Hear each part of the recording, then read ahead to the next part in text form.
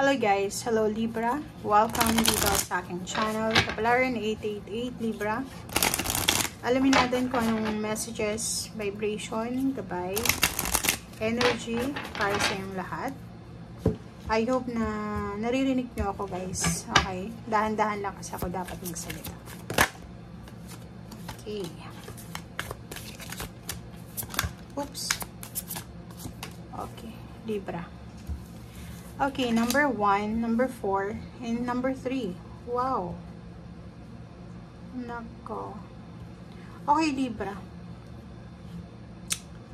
Sa buwan ng October, nakikita ko sa'yo dito na nangangailangan ka ng lakas loob, ng courage, ng strength, ng determination, ng motivation.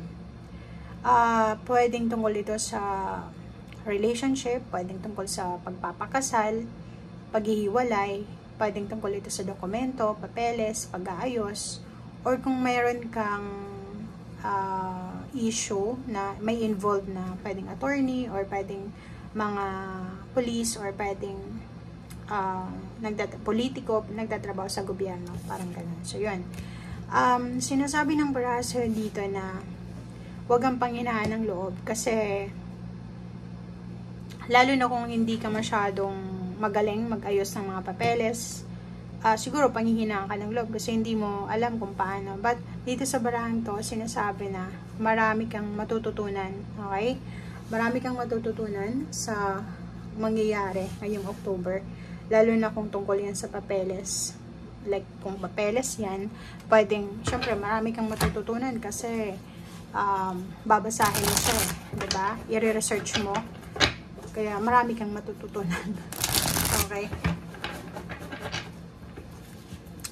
And sinasabi din ng baraso dito na if ever may mga hindi tayo maintindihan, like confused ka or hindi mo masyadong maintindihan yung mga papeles or yung mga nangyayari sa paligid mo or mismong sa buhay mo, pwede ka namang kumonsulta sa mga dalubhasa, like sa kung halimbawa engineer, kung bahay, abogado, doktor, or paano pa man.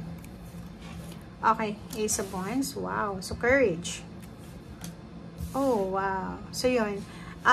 Dito sa 2 cards na ito, parang pinupush ka forward ng ating baraha na sinasabi na kailangan mo ng lakas loob. Okay?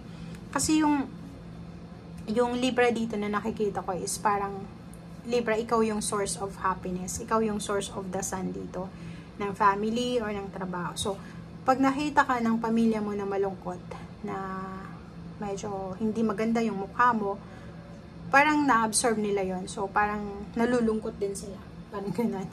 Or, pag malungkot din sila. Pag may sakit ka, feeling nila may sakit din sila. So, sinasabi ng brasser dito, etong lakas loob na mararamdaman mo or kailangan mong magkaroon ngayong October, ay posibleng siya yung magdala ng happiness, hindi lang sa'yo, kundi sa lahat ng miyembro ng pamilya mo. So, yun. So, ituloy mo lang, Libra. Ituloy mo lang kung ano yung ginagawa mo sa ngayon dahil nasa tamang direksyon ka. Kumbaga, if natatakot ka kasi na hindi ka knowledgeable sa kung ano man yung nagagawin mo, isipin mo na nasa tamang timing ka, nasa tamang direksyon, patungo dito sa liwanag or sa kaligayahan. Ang daming balita dito, diba? So, maraming balita ang posibleng darating sa'yo. So, ang balita na pwedeng dumating sa'yo is para siyang endings. Etong endings is new beginning siya. So, ibig sabihin, naghihintay ka. For example, may hinihintay ka na balita tungkol sa kapamilya, kakilalan, kung kailan uuwi or kailan matatapos yung kontrata, ganito, ganyan, or kailan, dito sa barahan to sinasabi na darating na siya. Okay? So, ibig sabihin, may matatanggap ka ngayong October na specific talaga siyang date or specific na answer, solusyon sa kung ano man ito or kung ano man yan na hinihintay mo. Nandito yung Magician, diba? Everything happens for a reason. So, ibig sabihin yan, karma, pwedeng may unexpected na mangyayari sa buhay mo ngayong buwan ng Oktubre na pwedeng magdala sa'yo ng the sun. Okay? So, yun. I-comment mo sa comment section, ano ba yung hinihintay mo na closure? Endings, positive endings, closure, para siyang the world card, diba? Diba? Wow! Alam mo, gusto kitang i-congratulate dito. Diba? Double magician, guys. Libra, ang galing, oh.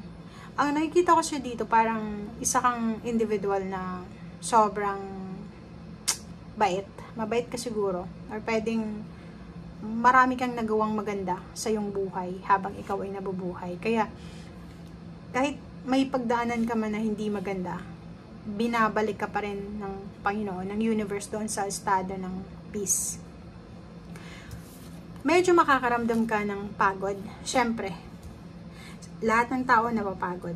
Kahit walang ginagawa nga, nakahiga lang, napapagod. Diba? So, normal yun. If ever ikaw to, Libra, na parang pagod ka na bilang isang breadwinner, bilang isang tao na pinapasan mo buong mundo, buong pamilya, buong angkan, dito sa barahan to, sinasabi ng barahan na be patient. Be patient pa. Konting tiis na lang. Kasi matatapos na siya eh. Mabilis to eh. Atong balita, like yung good news, yung sasabihin sa'yo na, uy Libra, sa wakas tapos na. Sa wakas, nakuha ko na. Parang ganun. So parang yun yung hinihintay mong good news. And through patience, 'di ba? Ihanda mo yung sarili mo. Parang sinasabi ng baraha, ihanda mo yung sarili mo sa good news na paparating sa'yo. Positive endings, justice, good karma, empowerment, manifestation, yun yung dapat na yan. So, double confirmation siya. Double cards ng magician. So, ibig sabihin, dalawang magic, dalawang milagro, dalawang unexpected na happenings ang pwedeng mangyari sa buhay mo.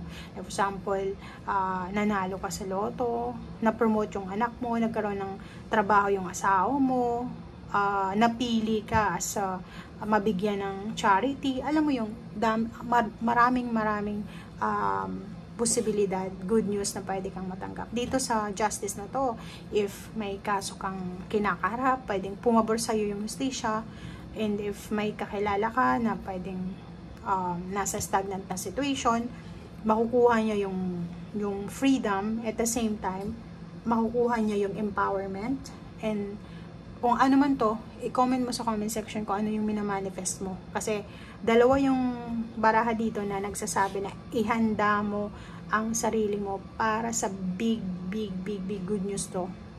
Na, eto na yung magtatapos ng mga paghihirap mo. Diba? Yung parang, yun, konting pasensya, konting courage na lang, konting tiis na lang, andun ka na.